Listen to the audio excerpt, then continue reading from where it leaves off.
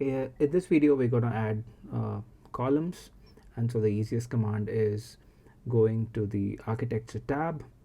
It has columns, or you could go to the structure tab and add columns. The shortcut is CL.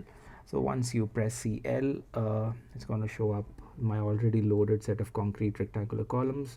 But what you need to do is you might need to go kind of load the family, and I'm going to go back and have these libraries already shared with you.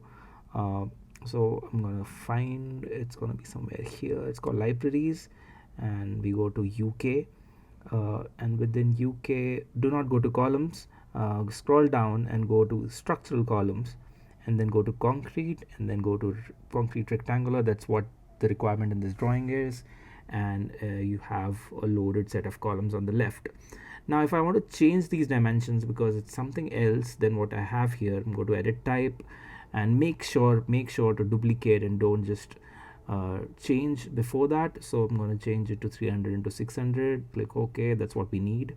Change the actual dimension also, 300 into 600, click OK, and on the left we can see that it's already loaded. Okay, I'm going to click escape, load another family of square columns. So concrete square, open, and I have 300 by 300 on the left. And if again I press escape, press CL, just to check that my columns that I need are loaded, both the rectangular and the square. Okay, so I'm going to pick 300 into 600, and let's actually pick the bottom corner one, which is a square.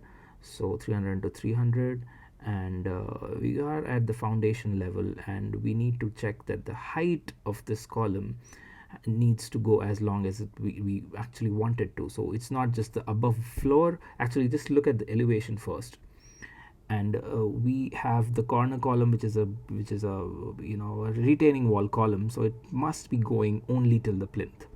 That's what I think. It's sort of like a external column, so it goes to the plinth. So again press CL and make sure my height goes up to the plinth, and then I just click and zoom and sort of press it, and it's just there. And it's not aligned, but we'll see later how to align it. I'm just going to be clicking on just placing it haphazardly for now, and so we have at least the columns with their positions.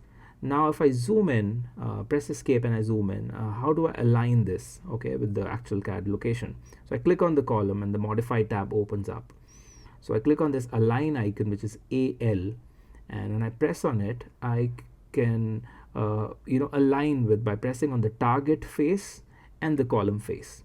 Okay, so target face, column face, and it kind of automatically aligns. Now if you have to see whether we can change the scale, fine, or we can actually change the scale and kind of make it finer.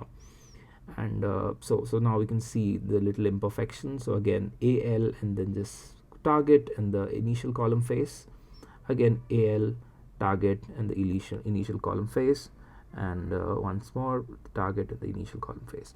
Okay, so now our square columns are aligned. I'm going to press escape, press CL, and then go to my rectangular column of 300 into 600. I'm going to place it, and let's see how do we rotate it. So if I click on that column, modify tab opens up, and there's an arrow or the rotate button there. If I click on it, I can just this straight line pops up, and I can rotate it to whatever angle I can. In this I want, and in this case it's 90 degree, and then I can go back to AL. Okay, pressing AL and then pressing the actual face and the initial face, I can always sort of align the rectangular column as well. I'm going to rotate it back with RO, with the initial horizontal line, and kind of turn it to 90 degrees. Okay, so this is my headline and this is my final line, so it's sort of back to 90 degrees, and then again realign it. Okay, so my columns are done, and I can go on and on with each and every column. If I click on the 3D icon, let's see how this looks, just to have a visualization that okay, this is how our columns are coming up, and yeah, that's about it.